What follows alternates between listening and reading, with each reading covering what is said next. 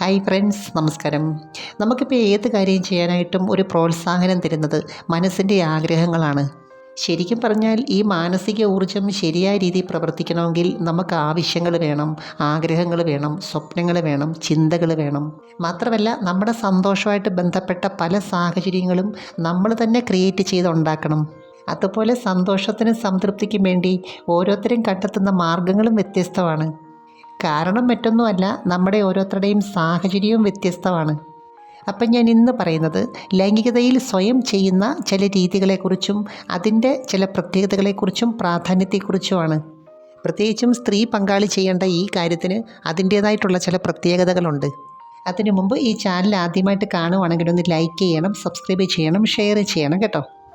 യഥാർത്ഥത്തിൽ സ്ത്രീയാണെങ്കിലും പുരുഷനാണെങ്കിലും എന്തിനു വേണ്ടിയാണ് ഈ ഒരു കാര്യം സ്വയം ചെയ്യേണ്ട സാഹചര്യം വരുന്നത്? ഒന്നുകിൽ അവർക്ക് പങ്കാളികളായിട്ടില്ല, ആണെങ്കിൽ തന്നെ വ്യത്യസ്തമായ സ്ഥലങ്ങളിൽ താമസിക്കേണ്ടി വരുന്നു. ഇനി ഒന്നിച്ചാണ് താമസിക്കുന്നെങ്കിൽ പോലും ബന്ധപ്പെടുന്നതിനകത്ത് സംതൃപ്തി കിട്ടാത്തവരുമുണ്ട്. ചിലരെ സംബന്ധിച്ച് പല കാരണത്താൽ ബന്ധപ്പെടൽ മനഃപൂർവ്വം ഒഴിവാക്കുന്നവരും ഉണ്ട്. ഓരോ വ്യക്തിയിലും കാമവികാരത്തിൻ്റെ അളവ് വ്യത്യസ്തമാണ്, പല ഘടകങ്ങളെ ആശ്രയിച്ചാതിരിക്കുന്നത്.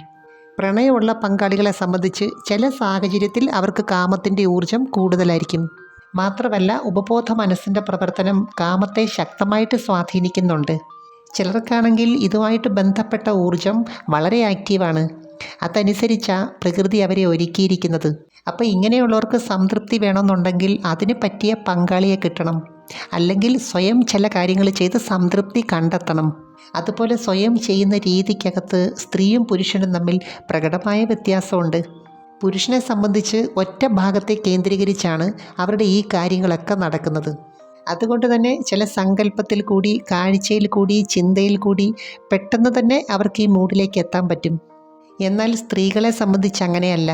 ശരീരത്തിൻ്റെ പല ഭാഗത്തും ഇതുമായിട്ട് ബന്ധപ്പെട്ട ഊർജ കേന്ദ്രങ്ങൾ പ്രവർത്തിക്കുന്നുണ്ട്.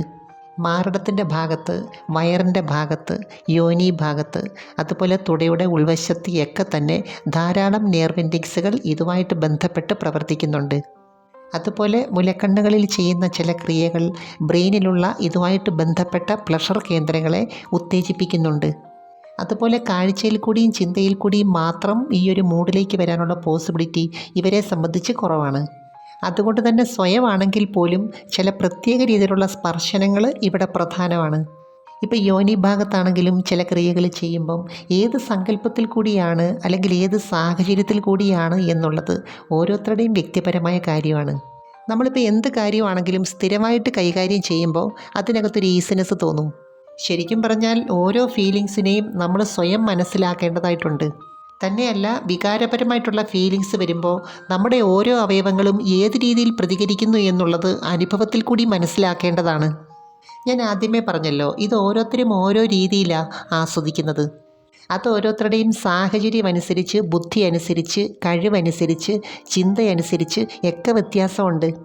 നമ്മളിപ്പോൾ ഏത് കാര്യമാണെങ്കിലും അതിനകത്തൊരു രസം ഉണ്ടാകണമെങ്കിൽ അല്ലെങ്കിൽ ഒരു ത്രില്ലുണ്ടാകണമെങ്കിൽ നമ്മുടേതായിട്ടുള്ള ഏതെങ്കിലും ഒരു രീതി അവിടെ കൊണ്ടുവരണം. ചിലരെ സംബന്ധിച്ച് വിരൽ യൂസ് ചെയ്യുന്നതിനേക്കാൾ ഉപരി മറ്റെന്തെങ്കിലും പ്രോഡക്റ്റ് ഉപയോഗിക്കുന്നതാണ് ഇഷ്ടം. ശരിക്കും പറഞ്ഞാൽ ഇവിടെ സംഭോഗത്തിനകത്ത് ഫോർപ്ലേ പോലെ തന്നെ ഇതിനു വേണ്ടി തയ്യാറാകേണ്ടതായിട്ടുണ്ട്. അപ്പോൾ ഈ തയ്യാറെടുപ്പിൻ്റെ പ്രധാനപ്പെട്ട ഉദ്ദേശം എന്തെന്ന് വെച്ചാൽ നമ്മുടെ മാനസിക ഊർജം പല വഴിക്ക് കിടക്കുവാണ്. അപ്പോൾ അതിനെ ഏകോപിപ്പിച്ച് ഒരു പോയിന്റിലേക്ക് കൊണ്ടുവരണം, അല്ലെങ്കിൽ ഒരു ഭാഗത്തേക്ക് കേന്ദ്രീകരിക്കണം. അപ്പോൾ ഫോർപ്ലേ സമയത്ത് വരുന്ന നാച്ചുറലായിട്ടുള്ള ലൂബ്രിക്കേഷൻ ഇവിടെ ഉണ്ടാവണം. ശരിക്കും പറഞ്ഞാൽ ഈ സമയത്ത് നമ്മുടെ ശരീരം കുറച്ചൊക്കെ വാമപ്പ് ആകേണ്ടതായിട്ടുണ്ട്. ചിലർക്കാണെങ്കിൽ ഇതുമായിട്ട് ബന്ധപ്പെട്ട കാര്യങ്ങൾ പറയുമ്പോൾ, കാണുമ്പോൾ, കേൾക്കുമ്പോൾ ബ്രെയിനിൽ ഒരു പ്രത്യേക ഫയൽ ഓപ്പൺ ആകാറുണ്ട്. ഈ സമയത്ത് കാമത്തിൻ്റെതായ ഊർജം കൂടുതലായിട്ട് പ്രൊഡ്യൂസ് ചെയ്യും. അപ്പോൾ ഈ ഊർജത്തെ ഓരോരുത്തരും മാനേജ് ചെയ്യുന്നത് അവരവരുടെ യുക്തിക്കനുസരിച്ചാണ്. അപ്പോൾ ഈ സമയത്തും നമ്മൾ വ്യക്തികളെ രണ്ടായിട്ട് തിരിക്കണം. ഒന്ന് ബന്ധപ്പെടാനുള്ള സാഹചര്യമുള്ളവർ, മറ്റൊന്ന് അതിന് സാഹചര്യമില്ലാത്തവർ. അപ്പോൾ ഈ രണ്ട് കൂട്ടർക്കും അതനുസരിച്ചുള്ള ചില കാര്യങ്ങളൊക്കെ ചെയ്യേണ്ടതായിട്ടുണ്ട്. മിക്കവാറും സ്ത്രീകളെ സംബന്ധിച്ച് അവർക്കിതിനകത്തൊരു സംതൃപ്തി കിട്ടണമെന്നുണ്ടെങ്കിൽ മനസ്സിനെ ഒരു പ്രത്യേക തലത്തിലെത്തിക്കേണ്ടതായിട്ടുണ്ട്. കാരണം ഞാൻ നേരത്തെ പറഞ്ഞല്ലോ, ഒരു പോയിന്റിൽ മാത്രമല്ല, മാർഗങ്ങളുമായിട്ട് ബന്ധപ്പെട്ട് സ്നേഹത്തിൻ്റെ ഊർജം വരുന്നുണ്ട്.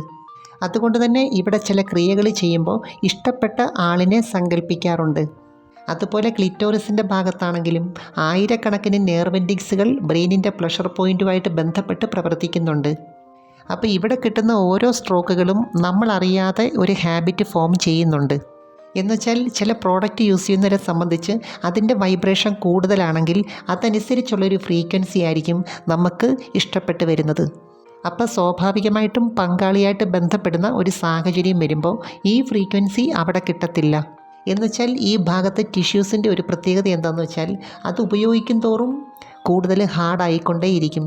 അപ്പോൾ ഇവിടെ സ്ത്രീ ആണെങ്കിലും പുരുഷനാണെങ്കിലും ഓർക്കേണ്ട ഒരു കാര്യം എന്താണെന്ന് വെച്ചാൽ നമ്മൾ ഏത് രീതിയിലാണ് ഈ ഒരു കാര്യം സ്ഥിരമായിട്ട് ആസ്വദിക്കുന്നത് അത് നമ്മുടെ ബ്രെയിൻ സിസ്റ്റമായിട്ട് ഒരു കണ്ടീഷനാകാനുള്ള പോസിബിലിറ്റി ഉണ്ട്. അപ്പോൾ ഇടയ്ക്ക് പങ്കാളിയായിട്ട് ബന്ധപ്പെടാൻ ചാൻസ് ഉള്ളവരെ സംബന്ധിച്ച് ആ രീതിയിൽ അല്ലെങ്കിൽ ആ ഫ്രീക്വൻസി ചെയ്യുന്നതായിരിക്കും നല്ലത്. ഈ സമയത്ത് സ്വയം മസാജിൽ കൂടി നമുക്ക് ശരീരത്തെ വാമപ്പ് ചെയ്യാൻ പറ്റും. ശരീരത്തിൻ്റെ പല ഭാഗത്തും ധാരാളം പ്രഷർ പോയിൻറ്റുകളുണ്ട്. ശരീരത്തിൻ്റെ പല ഭാഗത്തുമുള്ള രക്തയോട്ടം വർദ്ധിക്കുന്നത് വഴി ഇൻഡയറക്റ്റായിട്ടുള്ള ഒരു എക്സർസൈസും കൂടെ കിട്ടുന്നത്. തന്നെയല്ല ഇത് സ്ത്രീകളെ സംബന്ധിച്ചാണെങ്കിൽ ശരീരത്തെ മുഴുവൻ പെട്ടെന്ന് റിലാക്സ് ചെയ്യിപ്പിക്കുന്ന ഒരു മാർഗ്ഗമാണ്. ഈ സമയത്ത് പ്രധാനമായിട്ടും പ്രൊഡ്യൂസ് ചെയ്യുന്നത് എൻഡോർഫിനാണ്, സന്തോഷത്തിൻ്റെ ഹോർമോൺ. മാത്രമല്ല ചെയ്യുന്ന രീതിക്കനുസരിച്ച് ഡൊപ്പാമൈനും ഉണ്ട്. ശരിക്കും പറഞ്ഞാൽ നമ്മുടെ രോഗപ്രതിരോധ സംവിധാനവും ലൈംഗികതയും തമ്മിൽ വളരെ അഭേദ്യമായ ബന്ധമുണ്ട്. അതുപോലെ നമ്മുടെ ശരീരത്തിലെ അവയവങ്ങളൊക്കെ ശരിയായ രീതിയിൽ പ്രവർത്തിക്കണമെങ്കിൽ അതിനൊരു ഹാബിറ്റ് വേണം. തുടർച്ചയായിട്ട് അത് പ്രവർത്തിക്കേണ്ടതായിട്ടുണ്ട്. അതുപോലെ സംഭോഗത്തിന് സാഹചര്യമില്ലാത്തവർ സ്വയം ചെയ്ത് റിലാക്സ് കണ്ടെത്തേണ്ടതായിട്ടുണ്ട്. എനിവേ നമുക്ക് മറ്റൊരു വീഡിയോയുമായി വീണ്ടും കാണാം. അപ്പോൾ ചാനൽ സബ്സ്ക്രൈബ് ചെയ്യാൻ മറക്കരുത്, ലൈക്ക് ചെയ്യണം, അയക്കാൻ പറ്റുന്ന കൂട്ടുകാർക്കൊന്ന് അയച്ചു കൊടുക്കണം കേട്ടോ. Thanks for watching. See you next time. By.